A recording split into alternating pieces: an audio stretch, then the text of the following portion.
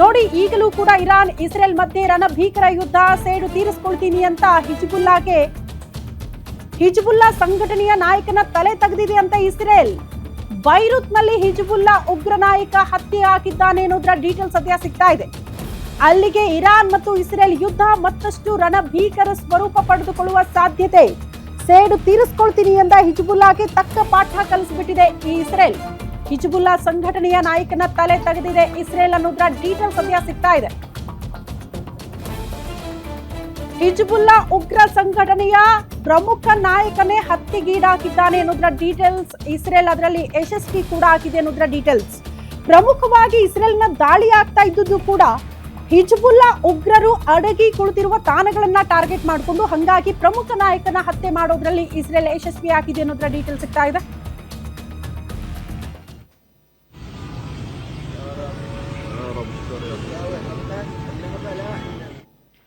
Okay, ದುಬೈನಲ್ಲಿ ನಮ್ಮ ಕನ್ನಡಿಗರು ಕೂಡ ಸಾಕಷ್ಟು ಜನ ಸಿಲುಕಾಕಿಕೊಂಡಿದ್ದಾರೆ. ಕೆಲವರು ಮಾತನಾಡೋದಕ್ಕೆ ನಾವು ಕೂಡ ಸಂಪರ್ಕ ಮಾಡ್ತಾ ಇದ್ದೀವಿ. ಸಾಧನ್ ದಾಸ್ ಅವರು ಕೂಡ ನೇರ ಸಂಪರ್ಕದಲ್ಲಿ ಜಾಯಿನ್ ಆಗ್ತಿದ್ದಾರೆ. ಸರ್ ನಮಸ್ತೆ, ಸೇಫ್ ಆಗಿದ್ದೀರಾ? ದುಬೈನ ಪರಿಸ್ಥಿತಿ ಅಟ್ ಪ್ರೆಸೆಂಟ್ ಹೆಂಗಿದೆ ಅಂತ? ನಮಸ್ಕಾರ. ನಾವೆಲ್ಲ ಚೆನ್ನಾಗಿದ್ವಿ, ಏನು ತೊಂದರೆ ಇಲ್ಲ. ಇಲ್ಲಿನ ಸರ್ಕಾರ ನಮ್ಗೆ ಪ್ರೊಟೆಕ್ಟ್ ಮಾಡ್ತಾ ಇದೆ ಎಲ್ಲಾ ರೀತಿಯಿಂದಲೂ. ಮುಖ್ಯವಾಗಿ ಇಲ್ಲಿಯ ನಾಗರಿಕರಿಗಂತ ಹೇಳಿದ್ರೆ, ನಾವು ಇಲ್ಲಿ ಕೆಲಸ ಮಾಡಲಿಕ್ಕಿದ್ದವರಿಗಿಂತ ವಿಸಿಟಿಂಗ್ ನಲ್ಲಿ ಬಂದವರು ಮತ್ತೆ ಟ್ರಾನ್ಸಿಟ್ ನಲ್ಲಿ ಬೇರೆ ದೇಶಕ್ಕೆ ಹೋಗುವವರು ಇಲ್ಲಿ ತುಂಬಾ ಮಂದಿ ಸಿಕ್ಕಾಕೊಂಡಿದ್ದಾರೆ.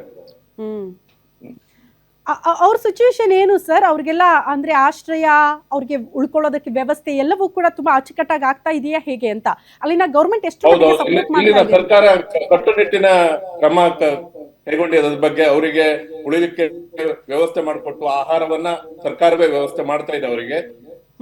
ಹಾಗೆ ವಿಸಿಟಿಂಗ್ ನಲ್ಲಿ ಹೊರಗಡೆ ಇದ್ದವರಿಗೂ ಕೂಡ ಅವರಿಗೆ ಹೋಟೆಲ್ಗಳಿಗೆ ಅದೊಂದು ರೂಲ್ಸ್ ಅನ್ನ ಹೊರಡಿಸಿದ್ದಾರೆ. ಅವರು ಯಾರು ಹೋಟೆಲ್ ಇಂದ ವೆಕೇಟ್ ಮಾಡಬಾರ್ದು, ಚೆಕ್ಔಟ್ ಮಾಡಿಸಬಾರ್ದು ಯಾರನ್ನು ಅನ್ನುವಂತ ಒಂದು ಕಾನೂನನ್ನ ಹೇಳಿದೆ. ಎಲ್ಲ ಹೋಟೆಲ್ ಮಾಲೀಕರಿಗೂ ಅದನ್ನ ತಿಳಿಸಿದೆ. ಅದನ್ನ ಅವ್ರು ಪೇ ಮಾಡದಿದ್ರೆ ಗೌರ್ಮೆಂಟ್ ಪೇ ಮಾಡ್ತೀವಿ ಅನ್ನುವಂತ ಒಂದು ಇದ್ರಲ್ಲಿ ಅವರು ರೂಲ್ಸ್ ಅನ್ನ ತಂದಿದ್ದಾರೆ. ಹಾಗಾಗಿ ಏನು ಹೆದರ್ಕೊಳ್ಳುವಂತ ಒಂದು ಭಯ ಇಲ್ಲ ಯಾರಿಗೂ. ಅಲ್ಲ ಸರ್, ಈಗ ಈ ಹಿಂದೆ ಕೂಡ ದಾಳಿಗಳಾಗ್ತಾ ಇತ್ತು, ಯುದ್ಧದ ಪರಿಸ್ಥಿತಿಯನ್ನ ಫೇಸ್ ಮಾಡಿದೆ ಎರಡು ರಾಷ್ಟ್ರಗಳು. ಬಟ್ ಅಷ್ಟರ ಮಟ್ಟಿಗೆ ಇಂಪ್ಯಾಕ್ಟ್ ದುಬೈನಲ್ಲೂ ಕೂಡ ನೋಡೋದಕ್ಕೆ ಸಿಗ್ತಾ ಇರ್ಲಿಲ್ಲ. ಬಟ್ ಈ ಬಾರಿ ಸ್ವಲ್ಪ ಜಾಸ್ತಿನೇ ಇಂಪ್ಯಾಕ್ಟ್ ಆಗಿದೆ ಅಂತ ಕೇಳ್ಪಡ್ತಾ ಇದ್ವಿ, ಹೌದಾ ಸರ್? ಹೌದು, ಈ ಬಾರಿ ತುಂಬಾ ರೀತಿಯಲ್ಲಿ ಅಟ್ಯಾಕ್ ಮಾಡಿದ್ದಾರೆ. ಅದನ್ನು ನಮ್ಮ ಸರ್ಕಾರ, ಇಲ್ಲಿಯ ಸರ್ಕಾರ ಅದನ್ನ ತಡೆಗಟ್ಟಿದೆ, ತಡೆಯುವಲ್ಲಿ ಯಶಸ್ವಿ ಆಗಿದೆ ಅಂತ ಹೇಳ್ಬೋದು. ತುಂಬಾ ಅವರು ಪ್ರಯತ್ನ ಮಾಡಿದ್ದಾರೆ. ತುಂಬಾ ನಮ್ಗೆ ಶಬ್ದಗಳು ಕೇಳಿಸ್ತಾ ಇದ್ದು ತುಂಬಾ ಜೋರಾಗಿ. ಹಾಗೆ ನಿನ್ನೆ ರಾತ್ರಿ ಮಾತ್ರ ಅಷ್ಟೊಂದು ಇರ್ಲಿಲ್ಲ, ಮೊನ್ನೆಯಿಂದ ತುಂಬಾ ಇತ್ತು. ನಿನ್ನೆ ರಾತ್ರಿ ಕಡಿಮೆನೆ ಇತ್ತು, ಏನು ಶಬ್ದಗಳು ಕೇಳಿಸ್ಲಿಲ್ಲ. ನಿನ್ನೆ ಮಧ್ಯಾಹ್ನ ತನಕ ಇತ್ತು, ರಾತ್ರಿಯಿಂದ ಅಂತದೇನು ಶಬ್ದಗಳು ಕೇಳಿಸ್ತಾ ಇರ್ಲಿಲ್ಲ ನಮ್ಗೆ. ಅಲ್ಲ ಸರ್, ದುಬೈನಲ್ಲಿ ಓಡಾಟಕ್ಕೂ ಅಲ್ಲಿ ವಾಸ ಮಾಡೋದಕ್ಕೂ ಆರಾಮಾಗಿರೋದಕ್ಕೆ ಏನು ಸಮಸ್ಯೆ ಇಲ್ಲ, ಜಸ್ಟ್ ಫ್ಲೈಟ್ಗಳು ಮಾತ್ರ ಸಿಗ್ತಾ ಇಲ್ಲ ಅಷ್ಟೇ ಅಂತ ಕೇಳ್ಪಟ್ವಿ. ಫ್ಲೈಟ್ಗಳಿಲ್ಲ ಅನ್ನೋ ಮೇಜರ್ ಸಮಸ್ಯೆ ಬಿಟ್ರೆ ಇನ್ನೇನು ಸಮಸ್ಯೆ ಇಲ್ಲ ದುಬೈನಲ್ಲಿ ಅಟ್ ಪ್ರೆಸೆಂಟ್ ಅಂತ. ಕರೆಕ್ಟ್. ಫ್ಲೈಟ್ ಗಳನ್ನ ಬಿಡ್ತಾ ಇಲ್ಲ, ಎಲ್ಲಿಗೂ ಕೂಡ ಯಾವ ದೇಶಕ್ಕೂ ಫ್ಲೈಟ್ ಗಳನ್ನ ಚಾಲನೆ ಮಾಡ್ತಾ ಇಲ್ಲ. ಯಾಕಂದ್ರೆ ಅದು ನಾಗರಿಕರ ಒಂದು ಸುರಕ್ಷತೆಗಾಗಿ ಅವರ ಕ್ರಮಗಳನ್ನ ಕೈಗೊಂಡಿದ್ದಾರೆ. ಬೇರೆ ಯಾವುದೇ ರೀತಿಯಲ್ಲಿ ವಾಹನಗಳನ್ನು ರೋಡ್ ನಲ್ಲೂ ಓಡಾಡ್ತಾ ಇದ್ದಾರೆ, ಜನಗಳು ಅಲ್ಲಲ್ಲಿ ತಿರ್ಗಾಡ್ತಾ ಇದ್ದಾರೆ. ಬಟ್ ನಮ್ಗೆಲ್ಲ ಮೆಸೇಜ್ ಕೊಟ್ಟಿದ್ದಾರೆ, ಎಲ್ಲೂ ಹೊರಗೆ ಹೋಗ್ಬೇಡಿ, ಮನೆ ಒಳಗಡೆ ನಡಿ. ಇವನ್ನು ಆಫೀಸ್ಗಳು ಕೂಡ ರಿಮೋಟ್ಲಿ ವರ್ಕ್ ಮಾಡಿ ಅಂತಲೇ ಹೇಳಿದ್ದಾರೆ. ಅದೆಲ್ಲ ಡೈರೆಕ್ಟ್ ಆಗಾಗ ಬರ್ತಾನೆ ಇದೆ. ಎಮರ್ಜೆನ್ಸಿ ಮೆಸೇಜಸ್ ಗಳನ್ನ ಕಳಿಸ್ತಾರೆ ಎಲ್ಲರಿಗೂ. ಅದೆಲ್ಲ ಒಳ್ಳೆ ರೀತಿಯಲ್ಲಿ ನಡೀತಾ ಇದೆ ಈಗ. ಓಕೆ ಸಾಧನ್ ಸರ್, ಈಗ ನೀವೇ ಹೇಳಿದ್ರಿ ಸ್ವಲ್ಪ ಜಾಸ್ತಿ ಇಂಪ್ಯಾಕ್ಟ್ ಈ ಬಾರಿ ದುಬೈನಲ್ಲಿ ನೋಡೋದಕ್ಕೆ ಸಿಕ್ತು, ಅಲ್ಲೆಲ್ಲೋ ದಾಳಿ ಆದ್ರೆ ಅಂತ. ಬಟ್ ಮೊದಲು ಶನಿವಾರ ದಾಳಿ ಆಯ್ತಲ್ಲ ಸರ್, ನಾವು ಈ ಭಾನುವಾರದ ಬೆಳಗ್ಗೆನೆ ನಾವು ಕೇಳಕ್ ಶುರು ಮಾಡಿದ್ವಿ, ಅತಿ ಹೆಚ್ಚಿನ ಪ್ರವಾಸಿಗರು ಕರ್ನಾಟಕದಿಂದ ಹೋಗಿದಾರಂತೆ, ತುಂಬಾ ಜನ ಫ್ಲೈಟ್ ಸಿಗದೆ ಒದ್ದಾಡ್ತಿದ್ದಾರೆ, ಏರ್ಪೋರ್ಟ್ ನಲ್ಲಿ ಉಳ್ಕೊಂಡಿದ್ದಾರೆ ಅಂತ. ಸೊ ಭಾನುವಾರಕ್ಕೆ ಕಂಪೇರ್ ಮಾಡಿದ್ರೆ ಸ್ವಲ್ಪ ಪರಿಸ್ಥಿತಿ ತಿಳಿಯ ಆಗಿದೆಯಾ ಅಲ್ಲಿ ಹೆಂಗೆ ಅಂತ? ಹೌದು, ಅದೇ ನಾನು ಹೇಳಿದ್ದು. ನಿನ್ನೆ ನಮ್ಗೆ ರಾತ್ರಿ ಅಷ್ಟೊಂದು ಇದು ಕೇಳಿ ಬರ್ಲಿಲ್ಲ. ಮೊನ್ನೆ ಆಚೆ ಮೊನ್ನೆ ತುಂಬಾ ಜೋರಾಗಿತ್ತು, ಸ್ಫೋಟಕಗಳು ಕೇಳಿಸ್ತಾ ಇದ್ದು, ಹೊಗೆ ಅದು ಬ್ಲಾಸ್ಟ್ ಆಗುವಂತದ್ದೆಲ್ಲ ಕೇಳಿಸ್ತಾ ಇದ್ದು. ಈಗ ನಿನ್ನೆಯಿಂದ ಅಷ್ಟೊಂದಿಲ್ಲ, ಕಡಿಮೆ ಆಗ್ಬಹುದು ಅನ್ನುವಂತ ನಮ್ಮ ಒಂದು ನಂಬಿಕೆ. ಕಡಿಮೆ ಆದ್ರೂ ಒಳ್ಳೇದು, ಯಾಕಂದ್ರೆ ಟೂರಿಸ್ಟು ಮತ್ತೆ ಟ್ರಾನ್ಸಿಟ್ ನಲ್ಲೆಲ್ಲ ಬಂದಿದ್ದಾರಲ್ಲ, ಅವರಿಗೆಲ್ಲ ತುಂಬಾ ತೊಂದ್ರೆ. ಅಂದ್ರೆ ಅವರಿಗೂ ಕೆಲವರು ಈಗ ನಮ್ಗೆ ಒಂದ್ 2 ಜನ ಕಾಂಟ್ಯಾಕ್ಟ್ ಮಾಡಿದ್ರು, ನಮ್ಮ ಮಾತ್ರೆ BP ಮಾತ್ರೆ ತಂದಿದ್ವು ಅದೆಲ್ಲ ಖಾಲಿ ಆಯ್ತು, ಸರ್ ಏನ್ ಮಾಡೋದು ಅಂತ ತುಂಬಾ ಜನ. ಈಗ ಇಂಥ ವಿಷಯಗಳಿಗೆ ಊಟ ತಿಂಡಿಗೆಲ್ಲ ಸಿಗ್ತಾ ಇದೆ, ಕೆಲವೊಂದು ವಿಷಯಗಳಿಗೆ ಅವರಿಗೆ ಆತಂಕ ಇದೆ. ಅದನ್ನು ನಾವು ಇಲ್ಲಿಯ ಒಂದು ಸ್ಥಳೀಯರೆಲ್ಲ ಅದನ್ನ ನಿಭಾಯಿಸ್ಲಿಕ್ಕೆ ಪ್ರಯತ್ನ ಮಾಡ್ತಾ ಇದ್ದೇವೆ. ಓಕೆ ಸದನ್ ಸರ್, ಈಗ ಅಲ್ಲಿನ ಗೌರ್ಮೆಂಟ್ ತೆಗೆದುಕೊಂಡಿರುವ ಕ್ರಮಗಳ ಬಗ್ಗೆ ಒಂದ್ ಸ್ವಲ್ಪ ಎಕ್ಸ್ಪ್ಲೇನ್ ಮಾಡಬಹುದಾ? ತುರ್ತಾಗಿ ಏನೆಲ್ಲ ಕ್ರಮಗಳನ್ನ ಕೈಗೊಂಡ್ರು? ನೀವ್ ಹೇಳ್ತಾ ಇದ್ರಿ ಅವ್ರು ಯಾರೆಲ್ಲ ಈ ಹೋಟೆಲ್ಗಳಲ್ಲಿ ಇದಾರೋ ಚೆಕ್ಔಟ್ ಮಾಡೋದಕ್ಕೆ ಪರ್ಮಿಷನ್ ಕೊಡ್ತಾ ಇಲ್ಲ, ಅದನ್ನ ಬೇಕಂದ್ರೆ ಗೌರ್ಮೆಂಟ್ ಬೇರ್ ಮಾಡುತ್ತೆ, ಅದ್ರ ಬಿಲ್ ಅನ್ನ ಡೋಂಟ್ ವರಿ ಅನ್ನೋ ರೀತಿಯಲ್ಲಿ ಗೌರ್ಮೆಂಟ್ ಹೇಳಿದೆ ಅಂತ. ಅದನ್ನ ಹೊರತುಪಡಿಸಿ ಇನ್ನ ಉಳಿದಂತೆ ಈ ನೀವೇ ಹೇಳಿದ್ರಿ ಆಹಾರದ ವ್ಯವಸ್ಥೆ ಇರಬಹುದು, ಅಥವಾ ಹಾಸ್ಪಿಟಲ್ಗೆ ಹೋಗ್ಬೇಕು, ಏನಾದ್ರೂ ತುರ್ತಾಗಿ ನಮಗೆ ಚಿಕಿತ್ಸೆಯ ಅವಶ್ಯಕತೆ ಇದೆ ಅಂದ್ರೆ ಯಾವ ರೀತಿಯಲ್ಲಿನ ಗೌರ್ಮೆಂಟ್ ಇದನ್ನ ಬೇರ್ ಮಾಡ್ತಾ ಇದೆ, ಹೆಂಗೆ ತುರ್ತಾಗಿ ವ್ಯವಸ್ಥೆಗಳನ್ನ ಮಾಡ್ಕೊಳ್ತಾ ಇದೆ ಅಂತ, ಎಷ್ಟರ ಮಟ್ಟಿಗೆ ಸಪೋರ್ಟ್ ಸಿಗ್ತಾ ಇದೆ ಅಂತ? ಇಲ್ಲ, ಗವರ್ಮೆಂಟ್ ಇಂದ ಏನು ಇದು ಅಂದ್ರೆ ಎಲ್ಲಾ ರೀತಿಯ ಸಪೋರ್ಟ್ ಸಿಗ್ತಾ ಇದೆ. ಈಗ ಅವರ ಫುಡ್ ಇಂದ ಇರ್ಬೋದು, ವ್ಯವಸ್ಥೆ ಇರೋದು ಪ್ರತಿಯೊಂದನ್ನು ಮಾಡಿಕೊಟ್ಟಿದ್ದಾರೆ ಟ್ರಾನ್ಸಿಟ್ ನಲ್ಲಿ ಇರುವವರಿಗೆ. ಅಂದ್ರೆ ಏರ್ಪೋರ್ಟ್ ಇಂದ ಬೇರೆ ಹೋಟೆಲ್ ಶಿಫ್ಟ್ ಮಾಡಿ ಅಲ್ಲಿ ಊಟ ತಿಂಡಿ ವ್ಯವಸ್ಥೆಗಳನ್ನೆಲ್ಲ ಮಾಡಿಸಿಕೊಟ್ಟಿದ್ದಾರೆ. ಅದು ಇಂಡಿಯನ್ಸ್ ಆದ್ರೆ. ಇಲ್ಲಿನ ಒಂದು ಪ್ರಾಬ್ಲಮ್ಸ್ ಅಂದ್ರೆ ಸುಮಾರು 50-60 ಕಂಟ್ರಿಯ ಜನಗಳಿರ್ತಾರೆ, ಅವರಿಗೆ ಬೇರೆ ಬೇರೆ ರೀತಿಯ ಫುಡ್, ಅದು ಒಂದು ಕೂಡ ಚಾಲೆಂಜಿಂಗ್ ವ್ಯವಸ್ಥೆ ಮಾಡುವಂತದ್ದು. ಅದನ್ನೆಲ್ಲ ಈಗ ನಾನು ವಿಚಾರದಾಗೆ ನಾನು ಕೆಲವೊಂದು ನನ್ನ ಸಂಪರ್ಕದಲ್ಲಿದ್ದಾರೆ, ಅವರೆಲ್ಲರೂ ಹೇಳಿದ್ರು ನಮ್ಗೆ ಒಳ್ಳೆ ಇಂಡಿಯನ್ ಫುಡ್ ಸಿಗ್ತಾ ಇದೆ ಸರ್, ಚೆನ್ನಾಗಿದ್ದೀವಿ, ಏನು ತೊಂದರೆ ಇಲ್ಲ. ಅದೇ ಕೆಲವೊಂದು ಅಂದ್ರೆ ಮೆಡಿಸಿನ್ ಬಗ್ಗೆಲ್ಲ ನಾವು ಇಲ್ಲಿ ಅವರಿಗೆ ಅಪ್ರೋಚ್ ಮಾಡಿ ಅವರನ್ನ ಅದನ್ನೆಲ್ಲ ಸಪ್ಲೈ ಮಾಡಿಸ್ತಾ ಇದ್ದೇವೆ ನಮ್ಮ ಇದರಲ್ಲಿ, ಅಂದ್ರೆ ನೆಟ್ವರ್ಕ್ ನಲ್ಲಿ. ಹಾಗೆ ಸರ್ಕಾರ ಕೂಡ ಹಾಗೆ, ಆಂಬುಲೆನ್ಸ್ ಎಂತ ಎಮರ್ಜೆನ್ಸಿ ಇದ್ರು ಕೂಡ ಆಂಬುಲೆನ್ಸ್ ತಕ್ಷಣ ಬರುತ್ತೆ ಇಲ್ಲಿ, ತಕ್ಷಣ ಬಂದು ಕರ್ಕೊಂಡೋಗಿ ಟ್ರೀಟ್ಮೆಂಟ್ ಕೊಡ್ತದೆ. ಮತ್ತೆ ಟ್ರೀಟ್ಮೆಂಟ್ ಕಂಪ್ಲೀಟ್ ಆಗೋ ತನಕನೂ ಹಣ ಕೇಳುದಿಲ್ಲ, ಅದೆಲ್ಲ ಫ್ರೀ ಆಗಿ ಮಾಡ್ತಾರೆ, ಅದ್ರಲ್ಲಿ ಏನು ತೊಂದರೆ ಇಲ್ಲ ಮೇಡಮ್.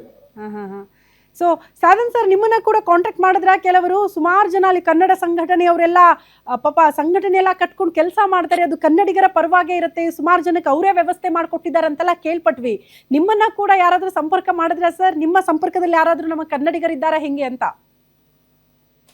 ಹೌದೌದು, ಇದ್ದಾರೆ. ಅವರು ಆಕ್ಚುಲಿ ಹೋಟ್ಲಲ್ಲೆಲ್ಲ ಇದ್ದಾರೆ. ನಾನು ಅದೇ ಹೇಳಿದ್ದು, ತುಂಬಾ ಒಂದು 4-5 ಫ್ಯಾಮಿಲಿಗಳು ನಮ್ಗೆ ಅಪ್ರೋಚ್ ಮಾಡಿದ್ರು. ಆಕ್ಚುಲಿ ನಮ್ಮ ಒಬ್ರು ಡೈರೆಕ್ಟ್ ಸಿಸ್ಟರು ಕೂಡ ವಿಸಿಟಿಂಗ್ ನಲ್ಲಿ ಬಂದಿದ್ರು. ಅವರು ಇಲ್ಲಿ ಟ್ರಾವೆಲ್ ಮಾಡ್ಬೇಕಾಗಿತ್ತು, ಇವತ್ತು ಅವರು ನಮ್ಮ ಮನೇಲಿ ಇದ್ದಾರೆ. ಹಾಗೆ ತುಂಬಾ ಮಂದಿ ಇದ್ದಾರೆ ನನ್ಗೆ ಅಪ್ರೋಚ್ ಮಾಡಿದವರು, ಬೇರೆ ಬೇರೆ ಕಡೆ ಎಲ್ಲ ಇದ್ದಾರೆ. ಸಾಧನ್ ಸರ್, ಎಷ್ಟು ವರ್ಷ ಆಯ್ತು ಸರ್ ದುಬೈಲೇ ಸೆಟಲ್ ಆಗಿ? ಜೊತೆಗೆ ಈ ರೀತಿ ಸಿಚುವೇಶನ್ ನೀವು ಕೂಡ ಫಸ್ಟ್ ಟೈಮ್ ನೋಡ್ತಾ ಇರೋದು, ಕೇಳ್ತಾ ಇರೋದು, ಫೇಸ್ ಮಾಡ್ತಾ ಇರೋದು, ಅಥವಾ ಈ ಹಿಂದೆ ದಾಳಿಗಳಾದಾಗ ಅಲ್ಲೇ ಇದ್ರಾ, ಆ ರೀತಿ ಏನಾದ್ರು ಫೇಸ್ ಮಾಡಿದ್ರಾ ನೀವು? ಹೇಗೆ? ಇಲ್ಲ, ನಾನು ಇಲ್ಲಿ ಬಂದಿದ್ದು 1994 ಅಲ್ಲಿ, ಸುಮಾರು 30 ವರ್ಷ ಮೇಲಾಯ್ತು. ಈಗ ಇದು ಫಸ್ಟ್ ಟೈಮ್ ನಾವು ನೋಡ್ತಾ ಇರೋದು ಈ ತರದ ಸಿಚುವೇಶನ್. ಸಾಧನ್ ಸರ್, ಬಹಳ ಹೆಮ್ಮೆಯಾಗಿದೆ ಸರ್. 30 ವರ್ಷ ಆಯ್ತು ದುಬೈಲಿದ್ದು ಕೂಡ ಕನ್ನಡವನ್ನ ಒಂಚೂರು ಮರೀದೆ ಅಚ್ಚುಕಟ್ಟಾಗಿ ಮಾತಾಡ್ತಾ ಇದ್ದೀರಾ ಅಂತ. 30 ವರ್ಷ ಆದ್ಮೇಲೆ ಅಲ್ಲಿ ಆ ವಾತಾವರಣಕ್ಕೆ ಹೋಗಿಬಿಟ್ರೆ ಕಷ್ಟ ಅಂತ ವಾಪಸ್ ಈ ಕಡೆ ಎಲ್ಲ ನಾವು ಸೆಟ್ ಆಗಕ್ಕೆ. ಇಲ್ಲ ಮೇಡಮ್, ನಾವು ಕನ್ನಡದ ಸೇವೆಯನ್ನು ಮಾಡ್ತಾ ಇದ್ದೇವೆ. ಕನ್ನಡದ ನಮ್ಮಿಂದ ಆದಷ್ಟು ಕೈಂಕರ್ಯವನ್ನ ಕನ್ನಡಕ್ಕೆ, ಕನ್ನಡದ ಕಲ್ಚರಿಗೆ ನಾವು ಸೇವೆ ಸಲ್ಲಿಸ್ತಾ ಇದ್ದೇವೆ. ಆಗಿದ್ದಾಗ ಬರ್ತಾ ಇರ್ತೀರಾ ಸರ್ ಆಗಾಗ ಕರ್ನಾಟಕಕ್ಕೆ? ಹೆಂಗೆ ಮೂಲತಃ ಯಾವ ಸಾಧನ್ ಸರ್ ತಾವು? ನಾವು ಮೂಲತಃ ಬೈಂದೂರಿನ ಹತ್ರ ಶಿರೂರ್ ಅಂತ, ಬೈಂದೂರು ತಾಲೂಕು, ಉಡುಪಿ ಜಿಲ್ಲೆಯ. ಸೆಟಲ್ ಇಲ್ಲ, ಫ್ಯಾಮಿಲಿ ಈಗ ಒಂದು 4 ವರ್ಷದಿಂದ ಊರಿಗೆ ಶಿಫ್ಟ್ ಮಾಡಿದ್ದೇವೆ. ಫ್ಯಾಮಿಲಿ ಊರಲ್ಲಿದ್ದಾರೆ, ಶಿರೂರಲ್ಲಿ. ಅಲ್ಲ ಸಾಧನ್ ಸರ್, ಹಿಂಗ್ ಸಿಚುವೇಶನ್ ಬಂತು ಅಂದ ತಕ್ಷಣ ಕುಟುಂಬಸ್ಥರಿಗೆ ಆತಂಕ ಆಯ್ತಾ? ಹಂಗಾದ್ರೆ ನೀವು ಒಬ್ಬರೇ ಇರೋದ್ರಿಂದ ಕುಟುಂಬಸ್ಥರಿಗೆ ಕಾಂಟ್ಯಾಕ್ಟ್ ಮಾಡಿ ಹೇಗಿದ್ದೀರಾ ಏನು ಅಂತ ಒಂದು ರೀತಿ ಆತಂಕ, ಕಳವಳ ವ್ಯಕ್ತಪಡಿಸ್ತಾ ಹೆಂಗೆ? ಇಲ್ಲ, ಅಂದ್ರೆ ಇಲ್ಲಿನ ಸರ್ಕಾರದ ಇಲ್ಲಿ ನಿಯಮದ ಬಗ್ಗೆ ಎಲ್ಲ ಗೊತ್ತಿದೆ ಅವರಿಗೆ, ಹಾಗಾಗಿ ಜಾಸ್ತಿ ಏನು ಅಂದ್ರೆ ತಲೆಬಿಸಿ ಮಾಡ್ಕೊಳ್ಳುವಂತದ್ದಿಲ್ಲ. ಆದ್ರೆ ಎಲ್ಲರಿಗೆ ಆದಾಗೆ ನಮ್ಗೂ ಆಗತ್ತೆ, ಒಬ್ರಿಗೆ ಏನಂತ ಏನು ಅಂತದೇನು ಆಗಲ್ಲ. ಹಾಗಾಗಿ ಇಲ್ಲಿ ಯಾರು ಎಂತದೇನು ಎದುರ್ಕೊಳ್ಬೇಕಾದಿಲ್ಲ. ನನ್ನ ಪ್ರಶ್ನೆನೇ ಅಲ್ಲ, ಯಾರಿಗಾದ್ರೂ ತೊಂದ್ರೆ ಇಲ್ಲ, ಯಾರನ್ನು ಹಾಗೆ ತೊಂದ್ರೆ ಆಗ್ಲಿಕ್ಕೆ ಬಿಡೋದಿಲ್ಲ ಇಲ್ಲಿ ಸರ್ಕಾರ, ಅದೊಂದು ಗ್ಯಾರಂಟಿ. ಹಾಗಾಗಿ ಯಾರು ಏನೇ ಆಗಿರ್ಲಿ ಅದ್ರ ಬಗ್ಗೆ ನೀವು ಧೈರ್ಯದಿಂದ ಇರ್ಬೇಕನ್ನುವಂಥದ್ದು ನಮ್ದೊಂದು ಮನವಿ. ಸಾಧನ್ ಸರ್, ಎಷ್ಟು ದಿನಗಳಲ್ಲಿ ಸ್ವಲ್ಪ ಸಿಚುವೇಶನ್ ಕ್ಲಿಯರ್ ಆಗಬೇಕು ಅಥವಾ ಆಗುತ್ತೆ ಅನ್ನೋದ್ರ ಬಗ್ಗೆ ಏನಾದರೂ ಅಶ್ಯೂರೆನ್ಸ್ ಸರ್ಕಾರದ ಕಡೆಯಿಂದ ಏನಾದರೂ ಘೋಷಣೆಗಳು ಏನಾದರೂ ಕೇಳೋದಕ್ಕೆ ಸಿಗ್ತಾ ಇದೆಯಾ? ಇನ್ನೆಷ್ಟು ದಿನಗಳ ಕಾಲ ಈ ಸಿಚುವೇಶನ್ ಇರುತ್ತೆ, ಯಾವಾಗ ಫ್ಲೈಟ್ಗಳು ಸಿಗಬಹುದು ಕನ್ನಡಿಗರಿಗೆ ಅನ್ನೋದ್ರ ಬಗ್ಗೆ? ಈಗ ನಿನ್ನೆ ರಾತ್ರಿ ಒಂದು ಮೆಸೇಜ್ ಬಂದಿತ್ತು, ಸದ್ಯದಲ್ಲೇ ಸರಿ ಆಗುವ ಸಂಭವ ಇದೆ ಅಂತ, ಅಂದ್ರೆ ಇಲ್ಲಿನ ಸರ್ಕಾರದಿಂದ. ಬಟ್ ಹೋಪ್ಫುಲಿ ನಾವು ದೇವರ ಹತ್ರ ಬೇಡ್ಕೊಳ್ಳೋದು ಅದನ್ನೇ ಬೇಗ ಕ್ಲಿಯರ್ ಆಗ್ಲಿ, ಎಲ್ಲರ ಸಮಸ್ಯೆಗಳು ಪರಿಹಾರ ಆಗ್ಲಿ ಅನ್ನುವಂಥದ್ದೇ ನಮ್ದೊಂದು ಅನಿಸಿಕೆ. ಮತ್ತೆ ಅದನ್ನ ದೇವ್ರು ನೆರವೇರಿಸ್ಬೇಕನ್ನೋದು ಮನವಿ. ಅಲ್ಲ ಸಾಧನ್ ಸರ್, ಸಖತ್ ಡಿಸ್ಟೆನ್ಸ್ ತುಂಬಾ ಹತ್ರನ, ನೀವೇ ಹೇಳ್ತಾ ಇದ್ರಿ ಮಿಸೈಲ್ಗಳ ಸೌಂಡು, ಒಂದ್ ಸ್ವಲ್ಪ ಒಂದೊಂದು ಶಬ್ದಗಳು ಕೇಳಿಸ್ತಾ ಇದೆ ನಮಗೂ ಕೂಡ, ಇಲ್ಲೇ ಬಂದಂಗೆ ಫೀಲ್ ಆಗ್ತಾ ಇತ್ತು ಅಂತ.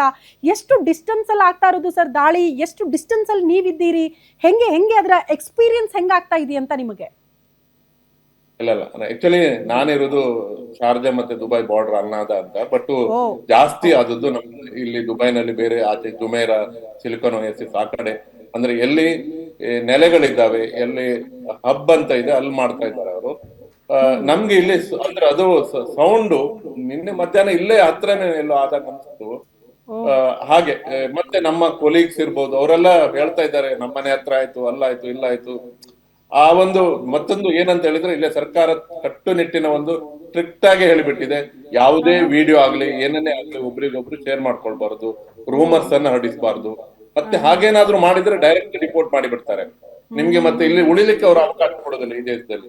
ಈ ದೇಶದ ನಮ್ಮ ಗೌಪ್ಯತೆ ಅದನ್ನ ಕಾಪಾಡುವುದು ನಮ್ಮ ಒಂದು ಹಿತದೃಷ್ಟಿಯಿಂದ ಒಳ್ಳೇದು ಅನ್ನುವಂತ ಒಂದು ಕಾನೂನಿದೆ. ಹಾಗಾಗಿ ಅಲ್ಲ ಸಾಧನ್ ಸರ್, ಇದು ಕ್ವಿಕ್ ಆಗಿ ಇಂಥ ರಿಯಾಕ್ಷನ್ಗಳು, ತುರ್ತಾಗಿ ವ್ಯವಸ್ಥೆಗಳನ್ನ ಒಂದು ಗೌರ್ಮೆಂಟ್ ಮಾಡುತ್ತೆ ಅಂದ್ರೆ ಇದಕ್ಕಿಂತ ಭಾಗ್ಯ ಇನ್ನೊಂದಿಲ್ಲ. ಅಲ್ಲಿ ವಾಸ ಮಾಡ್ತಾ ಇರುವಂತ ನಾಗರಿಕರಿಗೂ ಅದು ಬೇಕು.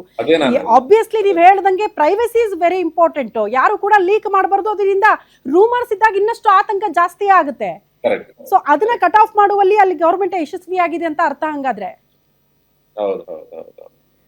ಆಕ್ಚುಲಿ ಇದು ನಮ್ಮ ಕರ್ಮಭೂಮಿ. ನಾವು ಇಲ್ಲಿಗೆ ಬಂದು ದುಡಿತಾ ಇದ್ವಿ. ಜನ್ಮಭೂಮಿ ಕರ್ನಾಟಕ.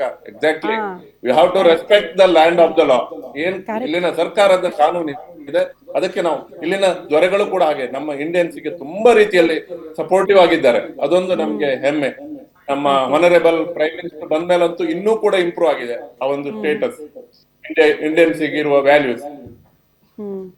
ಸಾಧನ್ sir, final word. ಅಲ್ಲಿದ್ದಂತಹ ಕನ್ನಡಿಗರ ಕುಟುಂಬಸ್ಥರು ಇಲ್ಲಿ ಆತಂಕ ಪಡ್ತಾ ಇದ್ರು, ಪಾಪ ಜನಪ್ರತಿನಿಧಿಗಳನ್ನ ಕಾಂಟ್ಯಾಕ್ಟ್ ಮಾಡಿ ಗೋಗರಿತಾ ಇದ್ರು, ಬೇಗ ನಮ್ಮ ಫ್ಯಾಮಿಲಿಯವ್ರನ್ನ ಕರೆಸ್ಕೊಳ್ಳಿ ಸರ್, ಸೇಫ್ ಆಗಿ ಕರೆಸ್ಕೊಳ್ಳಿ ಸರ್ ಅಂತೆಲ್ಲ ಒಂದ್ ಸ್ವಲ್ಪ ಆತಂಕದಲ್ಲಿದ್ದಾರೆ. ಸೊ ಸಿಚುವೇಶನ್ ತಾವು ಕಣ್ಣಾರೆ ಕಂಡಿರೋದ್ರಿಂದ, ಅಟ್ ಪ್ರೆಸೆಂಟ್ ಅಲ್ಲೇ ಇರೋದ್ರಿಂದ, ಲಾಸ್ಟ್ ಫೈನಲ್ ವರ್ಡ್ ಅವ್ರಿಗೆಲ್ಲ ಏನಾದ್ರೂ ಹೇಳೋದಿದ್ರೆ ಸರ್? ನಾನು ಹೇಳುದಿಷ್ಟೇ, ಯಾರು ಹೆದರ್ಕೊಳ್ಬೇಕಾದಿಲ್ಲ. ದಯವಿಟ್ಟು ಆದಷ್ಟು ಬೇಗ ಇಲ್ಲಿನ ಸರ್ಕಾರ ಕೂಡ ಅದನ್ನ ಮುನ್ನೆಲೆಗೆ ಬಂದು ಪರಿಹರಿಸಿ ಅವರನ್ನ ಅವರವರ ದೇಶಕ್ಕೆ ಕಳಿಸಿಕೊಡ್ಲಿಕ್ಕೆ ಪ್ರಯತ್ನ ಮಾಡ್ತಾ ಇದೆ. ಅದರ ಜೊತೆ ಇಂಡಿಯನ್ ಎಂಬಸಿ, ನಾನು ನಿನ್ನೆ ಡಾಕ್ಟರ್ ಆರತಿ ಕೃಷ್ಣ ಅವರ ಹತ್ರನೂ ಕೂಡ ಮಾತಾಡಿದೆ. ಅವರು deputy chairman of NRI forum, ಅವರು ಕೂಡ ಅದನ್ನೇ ಹೇಳ್ತಾ ಇದ್ರು. ನಾವು ಕೂಡ ಪ್ರಯತ್ನ ಮಾಡ್ತಾ ಇದ್ವಿ, ಎಲ್ಲ ರೀತಿಯಲ್ಲೂ ಕ್ರಮಗಳು ನಡೀತಾ ಇದ್ದಾವೆ. ದಯವಿಟ್ಟು ಎಲ್ಲರೂ ಒಂದು ನಮ್ಮ ಹತ್ರ ಏನಾಗುದಿಲ್ಲ, ದೇವ್ರ ಹತ್ರ ಪ್ರಾರ್ಥನೆ ಮಾಡ್ಕೊಳ್ಳಿ, ಎಲ್ಲವನ್ನೂ ನಿಭಾಯಿಸ್ಲಿ. ಸರ್ಕಾರ ಕೂಡ ಅದಕ್ಕೆ ಸಪೋರ್ಟಿವ್ ಆಗಿ ಇದೆ. ಎರಡೂ ಸರ್ಕಾರಗಳು, ನಮ್ಮ ಭಾರತ ಸರ್ಕಾರ ಕೂಡ, UAE ಸರ್ಕಾರ ಕೂಡ. ಹಾಗಾಗಿ ನಿಶ್ಚಿಂತೆಯಿಂದಿರಿ. ನೀವು ತಲೆ ಕೆಡಿಸ್ಕೊಂಡ್ರೆ ನಿಮ್ದೇ ಹೆಲ್ತ್ ಹಾಳಾಗುವಂಥದ್ದು. ನೀವು ಅದ್ರ ಬಗ್ಗೆ ವರಿ ಮಾಡ್ಕೊಳ್ಬೇಡಿ. ಇಲ್ಲ ಎಲ್ಲರೂ ಚೆನ್ನಾಗಿದ್ದಾರೆ ದೇವರ ದಯೆಯಿಂದ. ಹಾಗೇನಾದ್ರೂ ಸಮಸ್ಯೆಗಳಿದ್ದಾರೆ, ಇಂಡಿಯನ್ ಕಾನ್ಸುಲೇಟ್ ಇದೆ, ಸಂಪರ್ಕಿಸಬಹುದು. ನಂಬರ್ಗಳಿದ್ದಾವೆ, ನಂಬರ್ ಡಿಸ್ಪ್ಲೇ ಆಗ್ತಾ ಇದೆಯಾ ಸರ್? ಅಲ್ಲಿ ಯಾರಾದ್ರೂ ಸಿಚುವೇಶನ್ ಅಂದ್ರೆ ಸಮಸ್ಯೆ ಇದ್ರೆ ಆ ನಂಬರ್ಗೆ ಕಾಂಟ್ಯಾಕ್ಟ್ ಮಾಡಿ ಅಂತ ಏನಾದ್ರೂ ನಂಬರ್ಗಳನ್ನ ಡಿಸ್ಪ್ಲೇ ಮಾಡ್ತಾ ಇದ್ದಾರಾ? ಅಲ್ಲಲ್ಲ, ಇದು ಸರ್ಕ್ಯುಲೇಷನ್ ಆಗ್ತಾ ಇದೆ. ಬೇರೆ ಬೇರೆ ಇವನ್ ಕರ್ನಾಟಕ ಸರ್ಕಾರ ಕೂಡ ಒಂದು ಹೊರಡಿಸಿದೆ ಪ್ರಕಟಣೆಯನ್ನು. Yes Sadhan sir, thank you so much. ಇಷ್ಟೊತ್ತು ಗ್ಯಾರಂಟಿ ನ್ಯೂಸ್ ಜೊತೆಗೆ ಜಾಯಿನ್ ಆಗಿ ಮಾತನಾಡಿದ್ದಕ್ಕಾಗಿ, ಒಂದು ಅವೇರ್ನೆಸ್ ಮೂಡಿಸಿದ್ದಕ್ಕಾಗಿ, ಜೊತೆಗೆ ಸಿಚುಯೇಷನ್ ಬಗ್ಗೆ ತಿಳಿಸಿದ್ದಕ್ಕಾಗಿ thank you so much sir. Safe ಆಗಿರಿ ಅಂತ ವಿಶ್ ಮಾಡ್ತೀವಿ. Thank you sir, thank you.